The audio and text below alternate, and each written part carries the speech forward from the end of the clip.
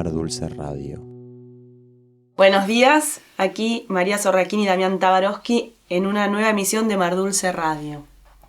Hoy vamos a seguir conversando sobre el libro de cuentos Divino Tesoro, publicado por Mar Dulce. Divino Tesoro reúne los 15 cuentos ganadores de la Bienal de Arte Joven de Buenos Aires de 2019. Les presentamos a dos ganadoras. Paula Galansky, autora de El espacio vacío del plato, y Tali Goldman, autora de La doctora Venturini. Bienvenidas, muchas gracias por venir. Hola, gracias. Muchas gracias por la invitación. Nos gustaría preguntarles primero cómo surgió la idea de el cuento en cada una. Bueno, Paula. Mi cuento en realidad surgió, no sé, primero como un juego. Había leído algo sobre gente que miente, sobre tragedias como históricas y que dice haber participado y no, y qué sé yo, y se me ocurrió, conozco un poco el mundo de la colectividad y, no sé, por mi infancia, supongo, y... Colectividad judía. La colectividad judía, sí, y escribiendo se me ocurrió, fue como algo que me sorprendió un poco a mí misma cuando salió. El tío Julio, digamos, el personaje. El tío Julio, el personaje que miente con respecto al Holocausto, así como es una cosa muy conocida y muy tremenda. ¿Cómo es alguien que miente sobre eso? ¿Qué le pasa a un personaje así? Y después me fue llevando como la escritura. En realidad tenía como como mini disparador y me sorprendió en la escritura misma, cuando apareció un personaje así. Y me divirtió y seguí. Básicamente fue un poco eso. Bueno, el mío surgió a raíz de una anécdota que me cuenta una ginecóloga amiga de la familia, que habíamos charlado por otra cosa y de la nada me cuenta esto que ella atendía a chicas ortodoxas. Uh-huh. Y que muchas llegaban con este drama de que no podían tener relaciones sexuales. Entonces al pasar me cuenta que ella les enseñaba a masturbarse con una técnica pepinos y zanahorias y que les regalaba consoladores. Y yo directamente no podía creer eso. Y paralelamente estaba viendo en Netflix una serie que se llama Shtisel, que también toca el mundo ortodoxo, que también me permitió, si bien yo también soy de la colectividad judía, no es un mundo tan cercano, digamos. Entonces esa serie me permitió como por ahí algunos guiños o, digamos, eso, como conocer más la idiosincrasia. Y así le di como forma al cuento y a esta doctora y, sobre todo me interesaba como hablar de la sexualidad en estas comunidades, digamos, tan cerradas, ¿no? Ese fue un poco el proceso. Ambas protagonistas tienen algo como infantil también. Su visión es interesante porque una es esta chica que acompaña a su abuela y tiene la mirada sobre su tío abuelo y que cree las historias. Sí, como una mirada así un poco... yo me imaginaba como un personaje de una preadolescente, así como... Eso de mirar el mundo adulto con cierta fascinación y cierta extrañeza también, como... me gustó esa mirada, me divirtió, eso me pasó con el cuento, me divirtió como la mirada, hasta sorprendida, cómo le mienten, primero, eso, la preocupación por no saber algo que está pasando en la familia y ella no se entera, y después como su mirada medio fascinada y extrañada de lo que hacen los adultos, eso. Y sobre todo me pareció muy divertido la interpretación que ella hace sobre el hambre del tío Julio, sí. Que debe haber sido a causa de haber sido un sobreviviente, necesita comer, sí. Y se llena el plato de comida, es interesante. No, y en mi caso me pareció que era necesitaba un recurso que le permitiera como transitar el placer que le generaba, digamos, autoconocerse, masturbarse, digamos, el placer sexual, y que no se diera cuenta que era placer sexual, entonces me parecía como recurso este tono medio inocente, porque era más chocante, ¿no? Con, bueno, su descubrir, su despertar sexual, digamos. Entonces, nada, me pareció que era como ese contraste, literariamente me parecía que resultaba. Y además porque, bueno, nada, venía de leer como Aurora Venturini, por eso también como un poco el homenaje, y ella también me parece que tiene como ese guiño, también en sus personajes un poco inocentones, que también me parece que le permiten contar tragedias como no sé, Las Primas o Los Caserta, ¿no? Me parece que también me gustaba como por ahí imitarla, copiarla un poco. Y estos cuentos son una punta, un iceberg, digamos, están escribiendo otras cosas. ¿Lo escribiste para la Bienal especialmente? ¿Cómo te llevas con la escritura? No lo escribí para la Bienal. Lo había terminado de corregir unos días antes de que cierre la convocatoria y... Bueno, nada, me enteré de la convocatoria y mandé básicamente el último que tenía así como corrigiendo. Y que, viste, cuando uno escribe está como entusiasmado con ese proyecto. Bueno, yo en ese momento estaba como con eso y lo mandé. Sí escribo y quizás no en la misma línea o no en ese mismo mundo todo el tiempo, ¿no? Como todo el mundo, supongo, pero... sí escribo, tengo como otros cuentos, otros proyectos, otras cosas. Eso, no, quizás no similares a este o que no indagan el mismo mundo, pero sí, escribo bastante. Tengo ahí varios proyectos. Pause ganó la beca para ir a Colombia. Ah, sí. De la Bienal. Sí. Felicitaciones. Muchas gracias. Qué bien, muy Sí, bien. estoy muy contenta. Contanos un poco cuál es la beca, en qué consiste. La beca es... Bueno, era...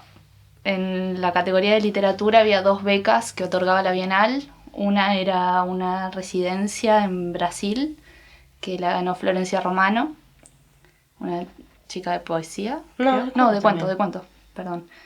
Y bueno, en la que voy a participar yo es una beca para participar en el Festival Elipsis en Cartagena y en la Feria del Libro en Bogotá el año que viene. En abril, ¿no? Sí, en abril. Y bueno, voy a estar trabajando con un editor o editora, que no sé quién va a ser aún, para producir un texto que después se va a publicar en una antología como del festival. Buenísimo. Así que bueno, Muy estoy lindo. re contenta. Buenísimo. Tali, vos ya escribís, contanos un poco Vos tu ya relación con la tenés, sí. ficción. Claro, yo soy periodista hace muchos años, entonces escribo notas periodísticas más vinculadas a la política y también como crónicas, que es como por ahí lo más parecido, lo más semejante a lo en donde por ahí despuntaba un poco más como el vicio literario. Pero concretamente ficción empecé hace 2 años con la maestría en escritura creativa en la UNTREF. Había hecho un taller literario, pero que había quedado ahí medio en el olvido. Y sí, o sea, concretamente este cuento lo escribí en el contexto de esa maestría, en mi trabajo de tesis, que es como una antología de cuentos. Así que sí, digamos que venía escribiendo.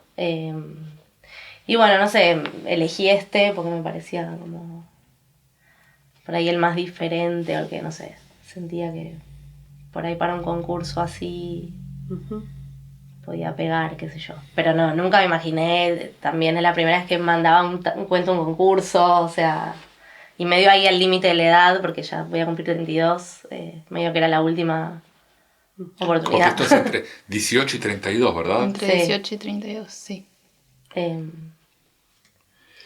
Y vos antes mencionaste a Aurora Venturini, pero Sí. ¿cuáles son sus lecturas? ¿Leen ficción, narrativa o algo que de vuelta? Sí. Sí.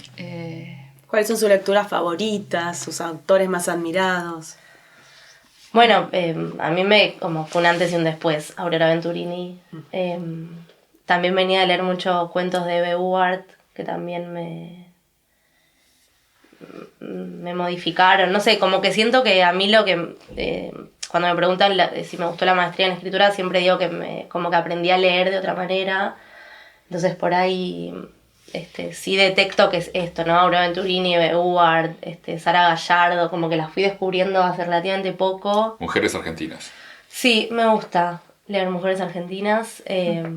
No sé, ahora estoy flasheada con Las Malas de Camila Sosa Villada. Y justo ahora en este momento estoy leyendo Klaus y Lucas de Agatha Christoph, que estoy como abducida. Pero también me pasa que me cuesta leer bastante traducciones. Como que necesito leer un poco en idiomas originales, por lo que en mi lectura en estos últimos 2 años fueron más, o sea, argentinos y latinoamericanos. Como que siento que necesito como nutrirme de un lenguaje para yo poder escribir, como que necesito como ver esas operaciones en su lenguaje materno, digamos. Entonces es como que por ahí a veces siento que como que acoto un montón, pero por otra parte... Abre también. Claro, abre, pero también eso como que digo, bueno, tengo que leer un poco más, por ahí otro tipo de literatura, pero bueno, será en otro momento, como que en este momento necesito esto. Claro. ¿Y vos? Y yo, las últimas autoras también, justamente que sentí que, no sé si son mis favoritas, pero que cuando salí de esa lectura leía distinto y entendía distinto, fueron un poco Claire Keegan, que me parece como increíble, alguien que hace todo bien. Y bueno, ahora estoy flasheada mucho con Alice Munro, que la conocí hace poco y empecé como a devorar todo lo que me llegó de ella y a buscar y nada, como estoy flasheada con esos cuentos largos, algo que nosotros, no sé, diríamos que es como una novela casi, me parecen como muy increíbles. Estoy leyéndola mucho a ella. Estoy leyendo a Al Álvarez, que falleció ahora hace poquito y me puse muy triste. Siento que lo descubrí tarde, pero también digo, por ahí no es ficción, pero bueno, también tiene mucho de ficción, ¿no? Sus ensayos, crónicas, así, ese género un poco en el medio que me encanta. Bueno, Sara Gallardo también, mi tesis es sobre ella. Y si bien ahora no la estoy leyendo tanto, hace 2 años cuando la empecé a leer, así, estudiándola en realidad porque tenía que presentar la tesis, también fue como entrar a un mundo nuevo, de una escritura que me fascinó y que me gusta mucho. Bueno, y después muchas otras argentinas, no sé, yo la empecé a leer a Selva Almada hace un par de años y no me podía creer cómo estaba. Wow. Sí, a mí también Selva sí. me impactó. Alesina también me gusta mucho, yo hago un taller con ella y me encanta. Bueno, no sé, por ahora ando por ahí, por ese mundo. No sé si son mis favoritos, viste, que van cambiando, Sí. son No, era como para tener rachas. un mapa. Sí. No, para saber o si tenían algún autor de la infancia o esas cosas, esos despertares. Bueno, para mí ese es Puig. literatura. Como Puig. que para mí, y también lo tengo muy identificado cuando lo leí, que fue en 3er año de la secundaria y todavía tengo vínculo con esa docente de literatura que siempre le voy a agradecer. ¿Te la llevaste? ¿Estás previa? ¿La tenés? No. La probé, que era muy difícil, literatura en 3er año de mi colegio.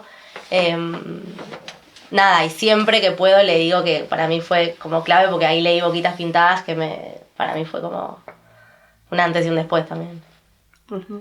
Yo de infancia creo que así un poco más chica me acuerdo de Elsa Bornerman, Graciela Montes. Sí. Y después de adolescencia fui como muy lectora de sagas, ¿no? Como una clásica adolescente.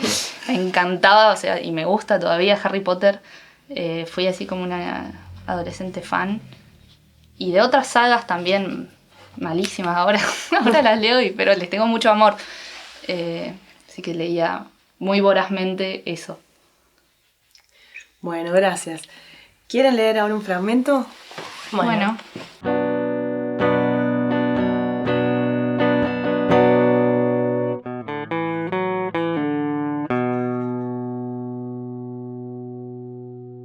Soy Paula Galansky y el cuento se llama El espacio vacío del plato. Yo le decía tío Julio, pero en realidad era el hermano más chico de mi abuelo Saúl. Se llevaban más de 10 años y una vida de diferencias. Mi abuelo tenía mucha plata y él no. Mi abuelo tenía muchos amigos y él no. Mi abuelo tenía una esposa judía y él no. Pero lo que sí tenía el tío Julio era una habilidad especial para generar compasión, y al primer reproche que recibía por no trabajar o por derrochar la poca plata que tenía, Julio retrucaba con una historia inapelable. Él era sobreviviente de Auschwitz, y mi abuelo no. Me acuerdo que la primera vez que lo escuché contarlo fue en una cena con unos conocidos de mi abuelo, y enseguida la mesa se quedó en silencio, se apagó. Él, mirando fijo su plato de comida, relató en el tono adecuado y con las pausas justas una historia que podría haber hecho llorar a una piedra, y lo que siguió fue casi una hora de palabras de amor y de consuelo, todas para el tío. Cuando se fueron los invitados, mi abuelo subió al cuarto haciendo ruido y sin despedirse de su hermano. Yo no podía creer lo que había escuchado, y tampoco podía creer cómo no me había enterado antes. En ese entonces yo ya tenía más de 13 años. Empecé a atar hilos. Uno de los principales conflictos de la familia era la costumbre de Julio de robarse la comida de cualquier evento, casamiento, cumpleaños, año nuevo o lo que sea a lo que lo hubieran invitado. Volvía con los bolsillos llenos y engrasados. También era famoso por su apodo, Barril sin fondo, que de manera cariñosa quería decir que era un angurriento. Se servía en su plato una enorme cantidad de comida y antes de terminarla ya se servía más, ansioso y apurado. Era voraz, se notaban sus casi 100 kilos de masa corporal, contra los elegantes 75 de mi abuelo. Como nunca ese día me ofrecí a levantar la mesa y ayudar en la cocina, y apenas nos quedamos solas, acudí a mi abuela con el reclamo. ¿Por qué nadie me había dicho nada a mí? Espabila, querida, es todo mentira del tío, me contestó ella.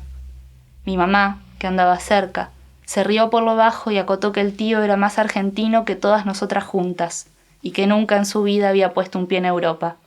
Según ellas, era un mitómano.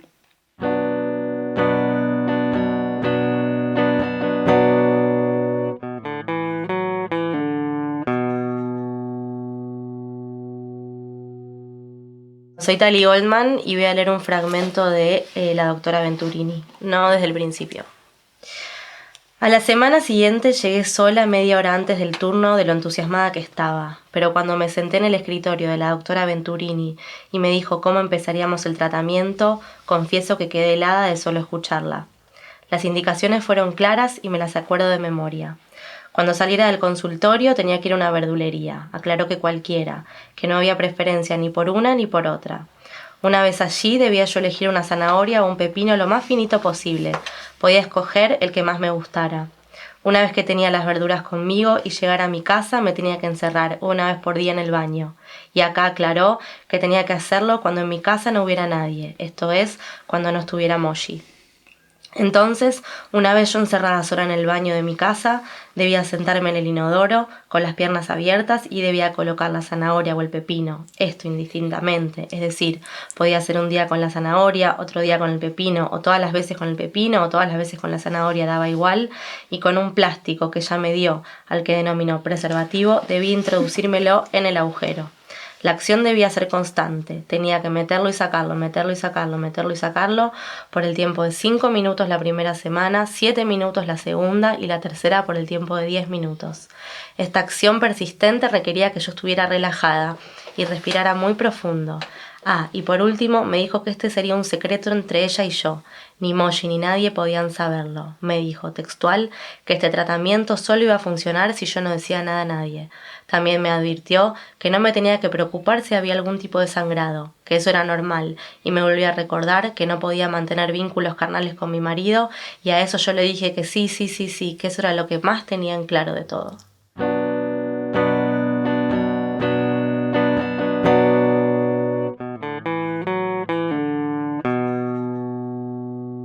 Mar Dulce Radio.